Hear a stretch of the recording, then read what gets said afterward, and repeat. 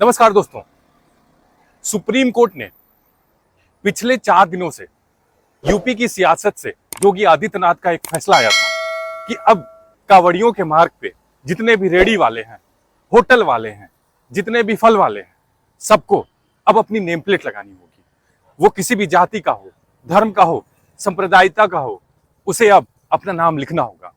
Supreme court ने आज इस फैसले पे रोक लगा दी और इसमें सुप्रीम कोर्ट के जस्टिस एसवीएन भाटी ने यह तर्क देते हुए बताया कि दरअसल मैं केरला के ऐसे होटल में जाता था जहां अगल बगल हिंदू और मुसलमान के होटल हुआ करते थे। एक में हिंदू का शाकाहारी और दूसरे में मुसलमान का शाकाहारी भोजनालय था, बट मैं मुसलमान के पास इसलिए जाता था क्योंकि उसकी जो सफाई होती थी वो इंटरनेशनल लेवल की होती थी और मैं मुसलमान के यहां खा के आता था। इस तर्क से सुप्रीम कोर्ट के जस्टिस ने, सुप्रीम कोर्ट की पीठ ने यूपी सरकार के उस फैसले को रोक दिया जो पिछले 4 से 5 दिन तक मीडिया में, पूरे देश में एक हलचल की तौर पे चल रहा था। एक ऐसा फैसला जो यूपी से लेके उत्तराखंड और मध्य प्रदेश तक सियासी तौर पे बहुत जोरों शोरों पे चल रहा था। लेकिन ऐसे में सरकार का ऐसा नजरिया क्यों? आखिर क्या वजह है कि सरकार को हमेशा कुछ न कुछ ऐसे फैसले लेने पड़ते हैं जो अक्सर हिंदू मुसलमान की तरफ हो जाते हैं? तो दरअसल ये देखा गया था कि जब से 2024 के चुनाव के बाद किस तरीके से केंद्र की सरकार हो या उत्तर प्रदेश की सरकार हो, खासा तौर पे बीजेपी की सरकार काफी चरमराई हुई है, काफी हिली हुई है, क्योंकि जिस तरीके से उसका बहुमत का आंकड़ा रह गया, या कह सकते हैं उसका यूपी में तकरीबन 8.5% वोट कम हो गया। जो पिछली बार 50% हुआ करता था, अब वो लगभग 41% पे सिमट गया। बात करें हम विपक्ष में, तो विपक्ष जो पहले नामात्र के हिसाब हुआ करता था, अब वो विपक्ष इतना मजबूत हो गया है कि उसका तेवर प्रधानमंत्री हो या फिर कोई भी सरकार की तरफ उसको झेलने में असमर्थ है, क्योंकि कोई भी मुद्दा हो देश में विपक्ष उसको बहुत जोरों शोरों पे उठा रहा है।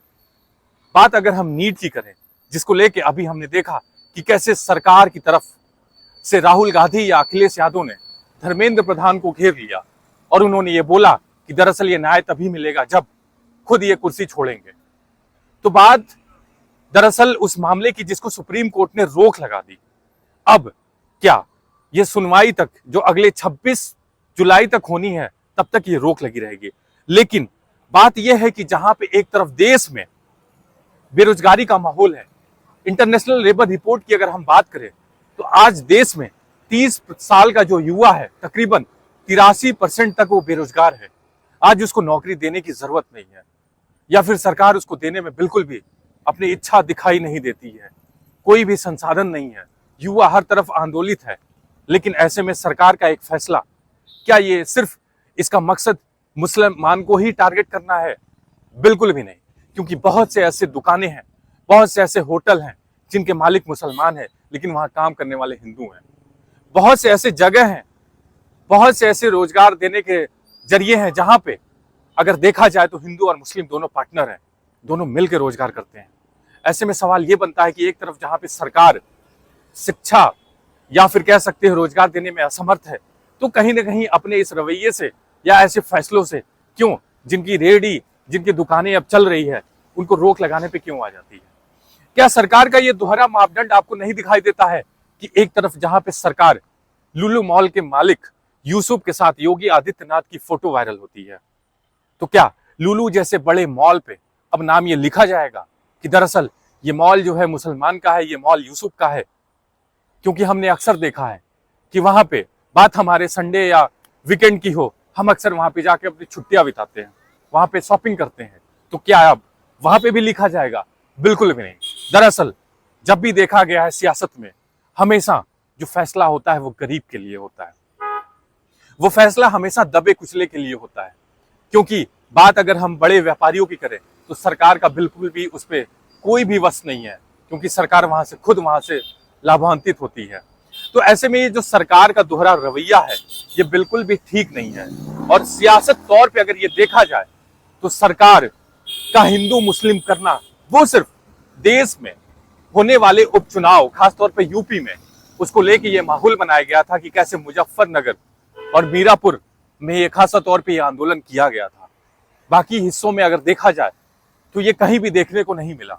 लेकिन ऐसे में सवाल ये बनता है कि क्या जब भी चुनाव आएगा या जब भी कोई ऐसे मामले होंगे तो सरकार सिर्फ अपने कुछ तुच्छ सियासी फायसले के लिए लोगों में गंगा जमुना तहजीब को बांट के अलग कर देगी? ये भारत बहुत प्यारा देश है, यहाँ पे हिंदू मुसलमान सभी मिलकर रहते हैं। क्या उनके बीच वो ऐसे दो फाड़ कर देगी कि आने वाले समय में वो कभी साथ ना हो? और यही हमने देखा है कि अक्सर अब बच्चा चाहे 17 साल का हो, चाहे बुजुर्ग 70 साल का, उसके बीच एक ऐसी भावना आ गई है कि वो हिंदू है, वो मुसलमान है। ये बिल्कुल भी गलत है। और सुप्रीम कोर्ट ने इस फैसले के बाद ये जो फैसला सुनाया है, इससे लोगों को काफी राहत नजर आई है और देश के सांप्रदायिकता पे ये एक तमाचा है। आज के लिए इतना ही। ऐसी तमाम अपडेट के लिए हमसे जुड़े रहिए, हमारे चैनल को लाइक और सब्सक्राइब करिए। बहुत बहुत धन्यवाद।